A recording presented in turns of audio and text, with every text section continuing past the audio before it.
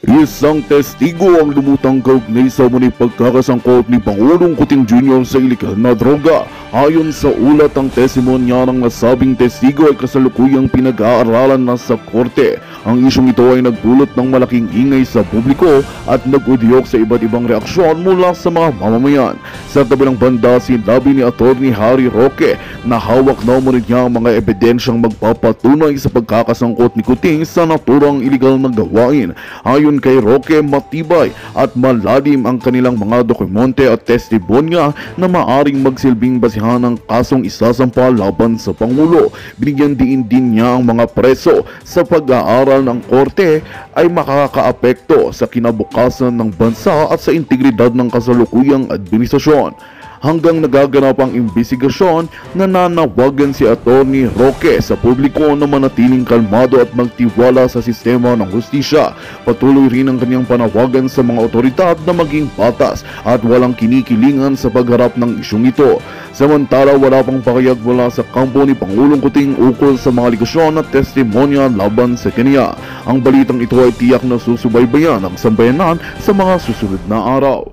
At yan nga ang balitang ating pagkakatutukan. Ngunit bagong lahat, siguraduhin mag-subscribe at i-hit ang notification bell para sa patuloy na pagtutok sa mga sulyap ng bagong balita sa tunay na boses ng masa.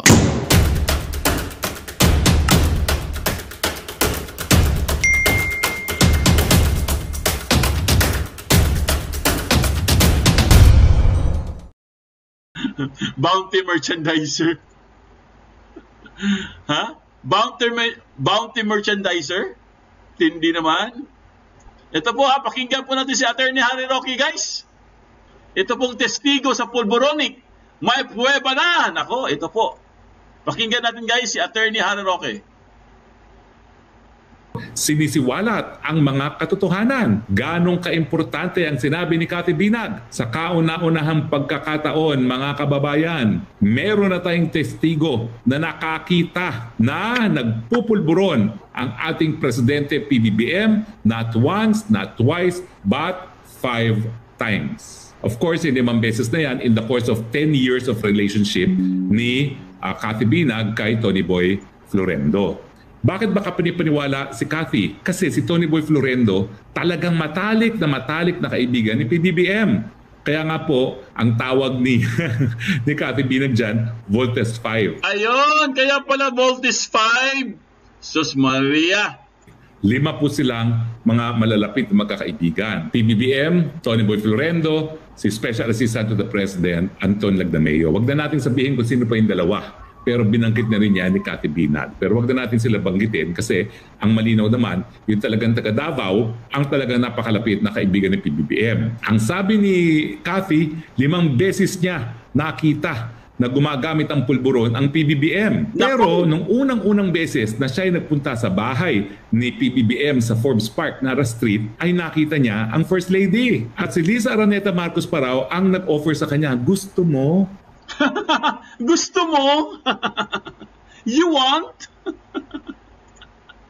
Ang tindi ng First Lady natin, ha? You want? Gusto mo? Ang tindi nyo.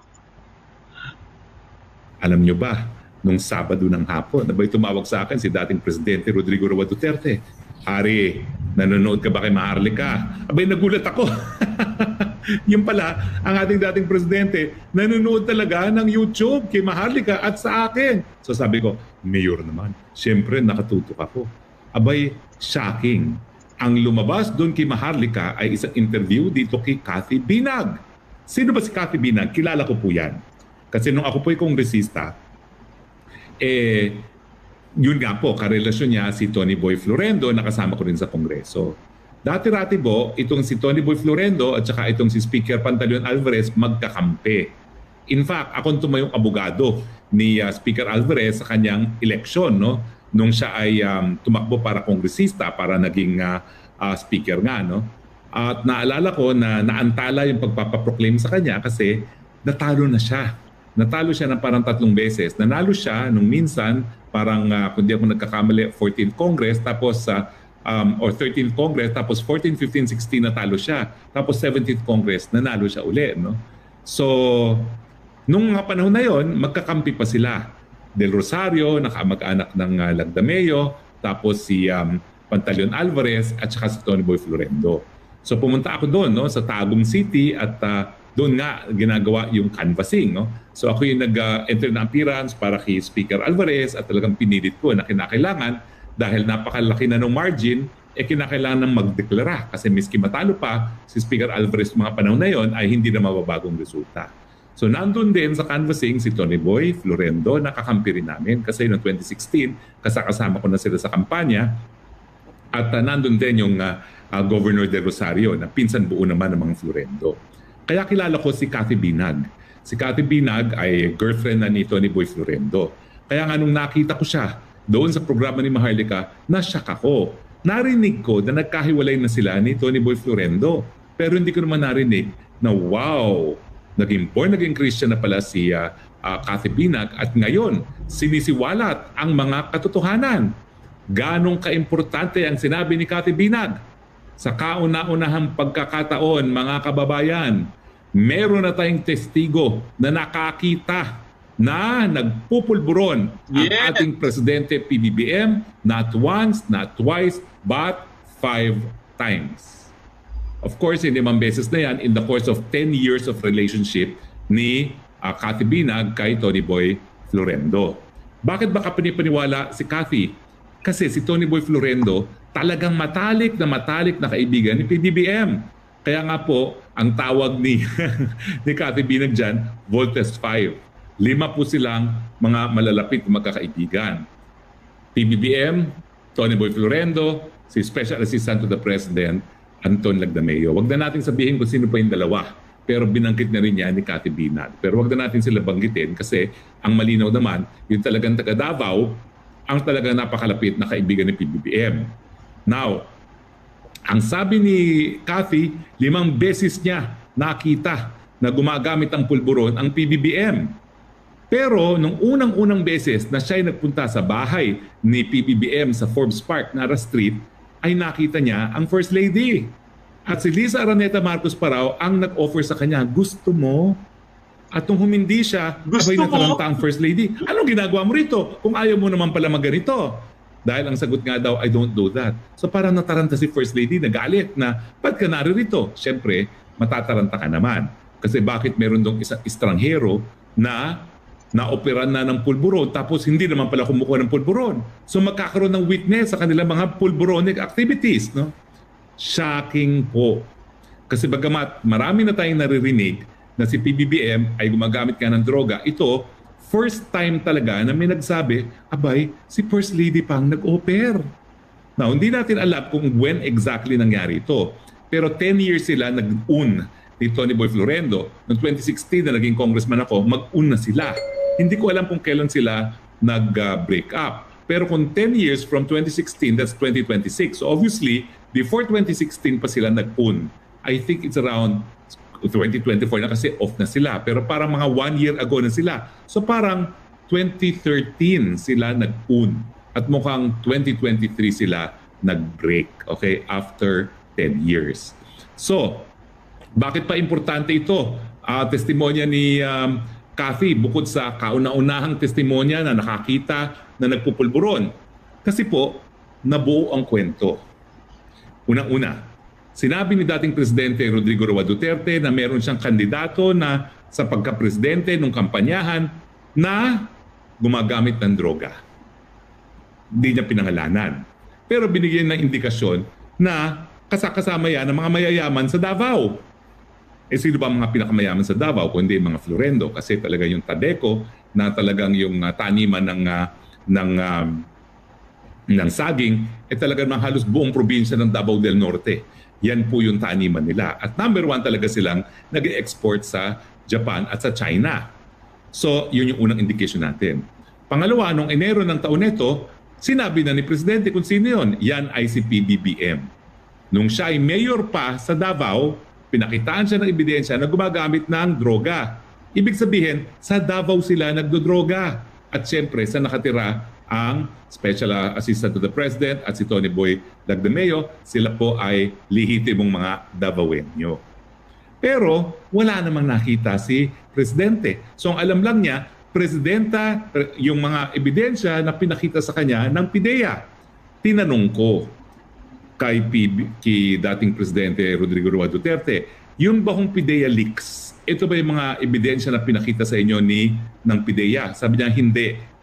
Marami pa, pero iba yan dun sa PIDEA leaks. So malinaw na yung mga ebidensya na nakita niya nagmagamit ng droga ang Presidente sa Davao nangyari kasama ang mga taga Davao. At siyempre taga Davao, ang Lagdameo at ang Tony Boy Florento. Mag-ano po yan? Magtsuhin. Okay? Magtsuhin po yan. Yung nanay ni Sap at saka at saka kung hindi ako nagkakamali, ang tatay ni Tony Boy ay magkapatid. Okay, parang gano'n, no? Basta malapit po yan. First degree. Or nagkamali ako. Baka sarili yung tatay mismo ni Florendo at saka ang nanay ni Sap ay magkapatid. Parang gano'n po. Kasi uncle direct uncle. Ang pangatlong narinig natin kay Agent Morales. Tandaan ninyo ha. Sometime in 2012, nakatanggap ng impormasyon si Agent Morales sa isang confidential informant na nagdodroga sa PBBM sa isang condominium sa Makati na kasama si Marcel Soriano. Di ba kung ang computation natin is 10 years at wala na sila ngayong 2024, pwedeng nagsimula sila na mag-own ng 2012 din at wala na sila nung 10 years is 2022. So hindi ko talaga alam kung kailan sila nag-break. So posible talaga nung unang beses na nakita ni Cathy Binag ang Presidente, mga 2022 rin yan. Nakasabay din noong confidential informant ni Agent Morales. Pero paulit-ulit kong sinasabi, hindi sapat yung testimonya ni Agent Morales kasi hindi niya mismo nakita yung ebidensya. Hindi niya mismo nakita si PBBM na humunghit-hit ng cocaine. Pero ngayon po, matapos magsalita ni Cathy Binag, meron na po tayong eyewitness sa kanyang dalawang mata. Nakita sumisinghot ng cocaine si PBBM, inoperan siya ng cocaine ni Lam. At in the course of 10 years na magrelasyon sila ni Tony Boy Tony Boy Florendo, nakita niya at least 5 beses na humit-hit ng pulburon ang ating Presidente.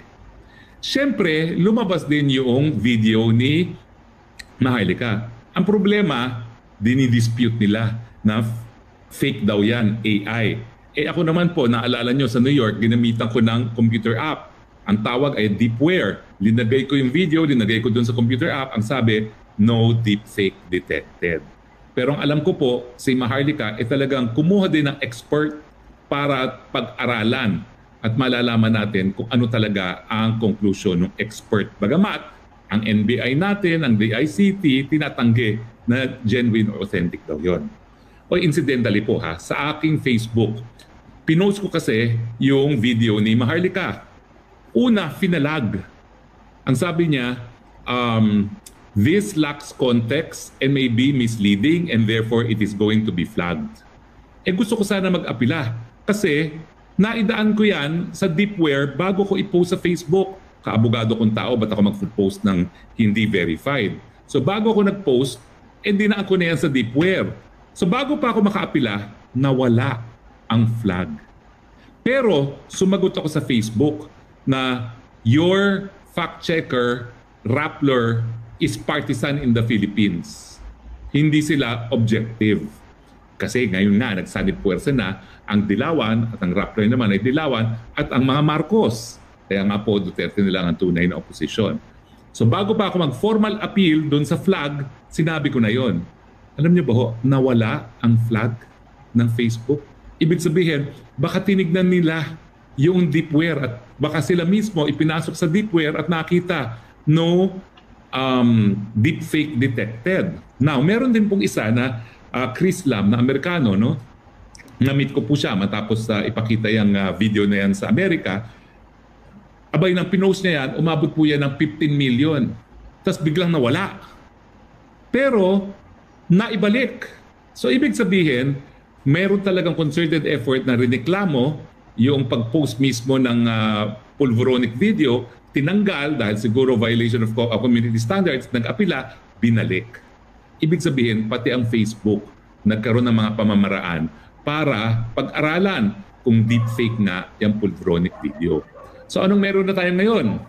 At saka meron pang isa yung Nikki Coseteng, dating senador, na mayaman din. Yan po'y hasyendera, Coseteng. Abo, sinasabi niya, dahil kaidaran ko yan at dahil pareho kami ng iniikutang mga circle, na social circle, talagang common knowledge na yan si BBBM gumagamit ng cocaine. So anong meron tayo?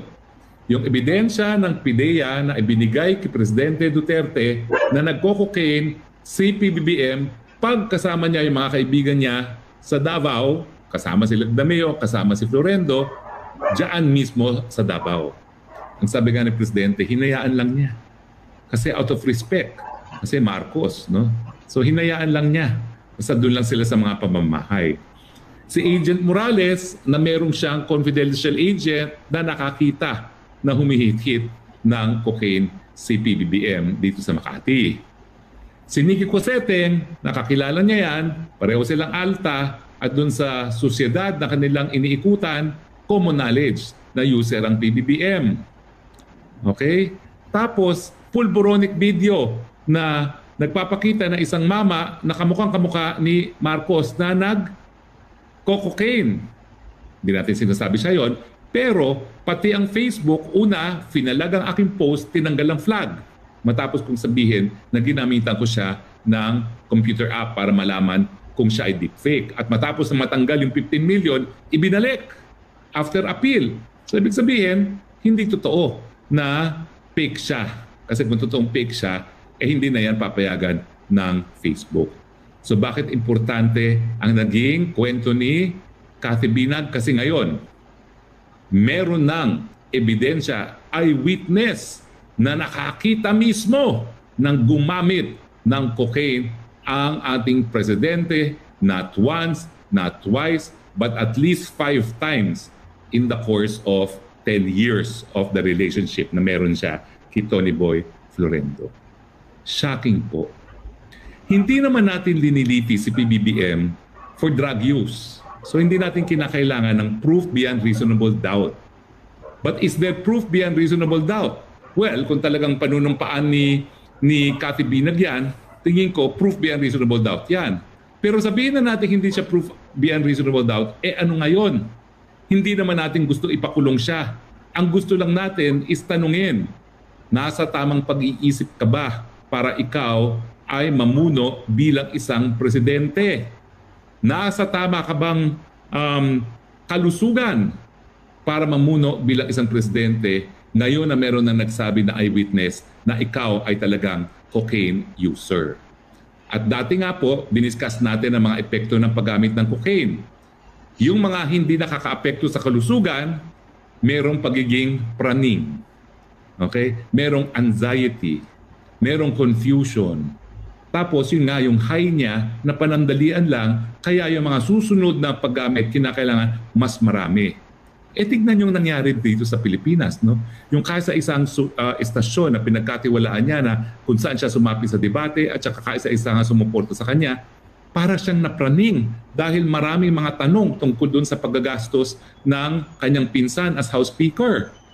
Hindi ba yan ay kapraningan? At ang nangyari kinulong pa yung mga nagtatanong at pinakancel pang prangkisa. Sa akin, yan ay parang ebidensya ng epekto ng cocaine. Pero alam niyo po, sa Pulso ng Bayan, yung programa ko sa SMNI, magkakausap tayo ng isang doktor para malaman nga natin kung yung pagpapasara sa kaisa-isang istasyon na pinagkatiwalaan mo ay isang form nga ng kapraningan na isang epekto ng cocaine. Tsaka siyempre yung pinakadelikadong issue. Yung bang pagbalentong mo na kinukonsidera na ang China ang number 1 na kaaliado natin, ngayon ay kaaway. Yan ba'y kapraningan din? Yan ba isang form of anxiety na naging dulot din ng cocaine? Sa tingin ko po. Kasi parang, wow, nandiyan ang mga China, nandiyan na, lulusubin na tayo, takbo na tayo sa mga Amerika. Hindi ba kapraningan yun? Samantalang ang dami namang presidente na ganyan din ang ginagawa ng China, hindi naman tumakbo sa Amerika, maliban yung nasirang presidente ng Noynoy Aquino. So tuloy iniisip ko pa kasi Noynoy Aquino, ano kaya meron ba? Ang alam ko naninigrilyo lang yun eh. Siguro naman hindi. Hindi naman kapraningan because of coke use. Ngayon, ang tanong, Mr. President, di ka na talaga po pwedeng manahimik. Ang tanong ng marami ngayon, bangag ka ba? At matapos nga ang naging kwento ni Cathy Binag na napakalapit doon sa isa sa pinakamalapit mong kaibigan na kasama mo sa Voltes 5, mukhang hindi na tanong po yan kung ikaw ay bangag. Ang tanong, kaya mo pa bang maging presidente na ngayon mukhang totoo na ikaw ay bangag? Kaya mo pa bang mamuno? Dahil kung hindi, nandiyan naman po si Vice President, magpahinga na kayo at alagaan nyo na lang ang inyong sarili. Magparehab para naman mahaba pang buhay nyo, ma-enjoy nyo mga apo ninyo, pero sa tingin ko po, panahon na. Itaguyod naman natin ang pangnasyonal na interes. Kung talagang kayo po ay adik, magpahinga na lang po kayo, pagdadasal po namin kayo, magparehab kayo, pero ibigay nyo na po sa mas meron pong kompetensya at merong tamang pag-iisip para mamuno ng bansang Pilipinas. Alam ko po, mahal nyo rin ng Pilipinas. At alam ko rin na kung talagang alam nyo naman ang pagkatao ninyo, the best option is time out na po. Pahinga na po. You have redeemed your family name. Naging presidente muli ang mga Marcos. Pahinga na po. Yan lang po naman ay friendly advice galing sa atin. Ayan po mga kaibigan, si Attorney Harry Roque. Talagang wala na, no? Magpahinga na daw. Ha? Magpahinga na lang, magpahinga. Parang grabe naman to si Attorney Harry Roque, magpahinga na lang daw mga kaibigan. Ano ibig sabihin ng pahinga? Ha? Para naman gustong sabihin ni Attorney Harry Roque, magpahinga ka na. Magpahinga ka na lang, kuting. Magparehab. Nako, sus Maria Joseph. Wala na eh, huling-huli na siya eh. 'Di ba? Binanggit naman ni Attorney Harry Roque, 'di ba? Ang dami na niyang denial. Kasi si dating senador si Cositeng, si Commissioner Guanzon, dating Commissioner Guanzon, dating Pangulong Duterte, at kung sino-sino pa, si Ka-Percy, yun na mayapang Percy Lapid, di ba? May mga bato-bato din, may mga binanatan din yan si Marcos, si Bangag. Tapos this time naman, lumabas yung pulboronic video, at kung ano-ano pang mga tapos wala pa rin, hindi pa rin siya nagsasalita. Ngayon, ito na. Cathy Binag. Si Cathy Binag, talagang ang dami nang sinasabi. Magpahinga ka na lang. Magpahinga na lang. Ay, Susape Castillo, bravo si Inday Sara na ang president. Yes. Buti nga, si BP Sara na lang yung president. Ay, nako. Ibang klase talaga to. Ito na po ang pinakahuli nating topic, mga kaibigan.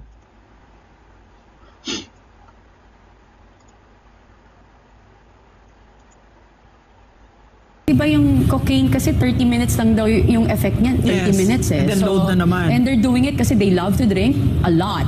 Like literally a lot. Because they love to party. Hanggang umaga nga eh. Really? Yun to the point na yung parang when I was new, I was wondering how can they last this long? Parang ako lang yung natutulog na ako sa table. Parang lahat sila gising. Naiiyak ako sa pagod. What do they do? They're drinking. Do they talk to each other? Yeah, they do. Sobrang, alam mo yung super hype na parang buhay na buhay. Parang because cocaine is an upper. Yes, it's so a stimulant. I don't understand that before. Yeah. Diba? Parang hindi ko nagigets. Alam ko yung kuya ko, addict, pero alam ko na ganun. Pero hindi ko kasi, syempre yung kuya ko yung nagdadrugs. Hindi ko naman nakikita na in front of me doing it eh. Ngayon lang eh, yung naging kami, doon ko lang nakita eh. So, Ano yung nakita mo? yan nga, that they're taking it, they're doing it. So, The president. You saw the president do it. to be honest, like I didn't see, but I saw them like grupo sila. Kasi Yes. whenever they're in one, like, kasi private yan sila. Yes. They just invite, like in their house, then doon nila gagawin yan. Ayan po mga kaibigan, si Cathy Binag muling nagpasabog. Nako, eto na. Magdasal ka na po dito, Bangag. Ahas, magdasal na kayo. Ito na po. Muling nagpasabog na po mga kaibigan, si Cathy Binag. Diba yung cocaine kasi 30 minutes lang daw yung effect niyan, 30 Yes. minutes eh. And then load na naman. And they're doing it kasi they love to drink a lot. Like literally a lot because they love to party hanggang umaga nga eh. Really? Yun to the point na yung parang when I was new, I was wondering how can they last this long? Parang ako lang yung natutulog na ako sa table, parang lahat sila gising, naiiyak ako sa pagod. What do yung they ganon. do? They're drinking. Do they talk to each other? Yeah, they do. Sobrang, alam mo yung super hype na parang buhay na buhay. Parang Because cocaine is an upper. yes, It's a so parang, stimulant. I don't Yeah. understand that. Magandang balita ang hatid namin sa inyo ngayong araw. Sa pagtatapos ng aming balitaan, nagbigay kami ng mga mahalagang impormasyon. Maraming salamat sa pagtutok at pagsuporta sa aming programa. Huwag kalimutang manatili sa mga susunod na araw para sa mga bagong balita at mga kwento na dapat nating abangan. Mula sa Boses ng Masa, magandang araw Pilipinas!